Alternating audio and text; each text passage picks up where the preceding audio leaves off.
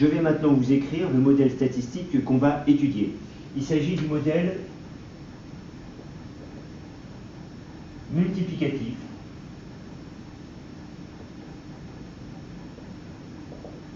qui va s'écrire de la façon suivante: YT égale CT fois ST plus epsilon T. CT s'appelle le trend, la composante tendance ou trend. ST s'appelle la composante saisonnière. Et enfin, epsilon T s'appelle la composante aléatoire. C'est l'erreur. Voilà, j'ai défini le vocabulaire. Maintenant, il va falloir déterminer chaque composant d'une façon mathématique et d'une façon très rigoureuse. Alors, donc, ici, nous avons choisi le modèle multiplicatif. En effet, il existe des milliers de modèles. C'est très facile d'en inventer. Il suffit de connaître les opérations arithmétiques, de composer les opérations dans tous les sens. J'aurais pu mettre une multiplication ici, une multiplication là. Ça aurait été un modèle multiplicatif de second type. J'aurais pu mettre que des additions, ça s'appelle un modèle additif. J'aurais pu les composer avec des fonctions logarithmiques, exponentielles. J'obtiens des milliers et des milliers de modèles qui sont, dont certains seront pertinents.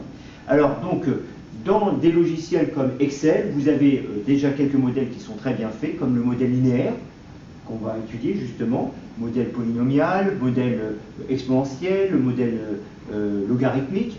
Et vous avez des logiciels spécialisés qui seront beaucoup plus fins pour faire des prévisions comme SPAD ou SAS ou StatGraphics, et je vous invite à les utiliser. Alors nous allons avoir une démarche beaucoup plus modeste, à savoir que nous allons décortiquer un modèle d'une façon mathématique à fond, de façon à ce qu'en pratique vous utilisez les logiciels, mais vous avez eu un exemple où vous avez pu voir l'approche mathématique. Donc, en pratique, on utilise des logiciels et dans le cadre de notre cursus, il est important d'avoir étudié juste un ou deux modèles simples pour voir comment la mécanique mathématique se réalise en pratique. Alors, donc, nous avons choisi le modèle multiplicatif dans une démarche pédagogique et maintenant, il va falloir étudier chaque composante. Nous allons commencer donc dans la troisième étape à étudier chaque composante. La première composante, c'est la composante trend. La composante trend ou tendance. Tendance. Et donc, d'abord, comment on l'obtient? Comment fait-on pour obtenir cette fameuse tendance? Alors, une tendance, c'est un élément géométrique simple. Ça sera soit une droite, soit une courbe. Alors nous sommes en présence d'une variable qui s'appelle les ventes, qui est une variable économique. Et nous aurons tout le temps un cycle économique dont la période habituelle, traditionnelle, c'est l'année. Nous serons toujours en présence de cette fameuse année. Et comme nous avons des données ici trimestrielles, je vous rappelle que 4 trimestres, ça fait un an, nous constatons sur le graphique que le schéma est répétitif. Donc les 4 points ici se reproduisent, ce schéma est répétitif, c'est typique d'un schéma cyclique, périodique, saisonnier. Alors donc ici la composante trend sera déterminée de la façon suivante. On va tout simplement écrire que la série chronologique oscille autour de l'élément géométrique qui serait une droite ici. Donc le trend serait une droite.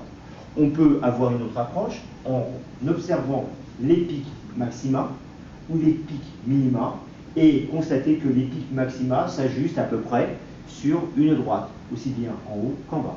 Et donc là, c'est typique du trend droite. Alors, nous écrivons, première méthode. Alors, j'écris, on constate, graphiquement, que la série chronologique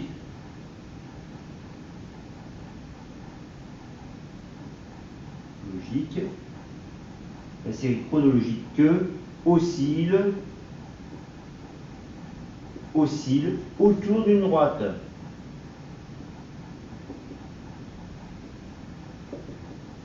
Donc le trend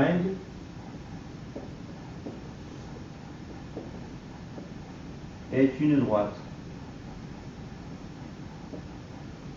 Voilà, deuxième méthode pour dire la même chose.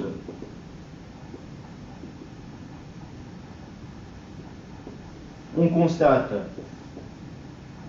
encore sur le dessin, on constate graphiquement alors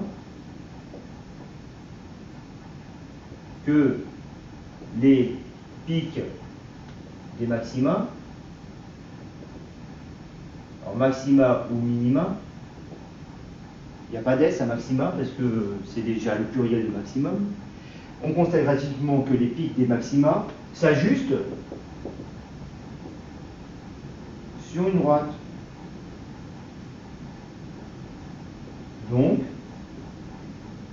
le trend qu'on choisit est une droite. Alors, je rappelle que trend, ça veut dire droite. Que trend veut dire tendance. Et la tendance ici est une droite. Alors, donc, l'interprétation est très importante de ce trend parce qu'on va dire que la tendance est à la hausse quand la droite monte, ou la tendance est à la baisse quand la droite descend, quand le coefficient directeur est négatif, ou la tendance est constante quand il n'y a ni hausse ni baisse. Donc ça, c'est un indicateur très important pour le choix stratégique. Alors maintenant qu'on a déterminé le trend, eh bien, il faudrait lui donner une notation. La notation, c'est CT, et il va falloir le calculer par la méthode droite de régression qu'on a vue dans le chapitre précédent.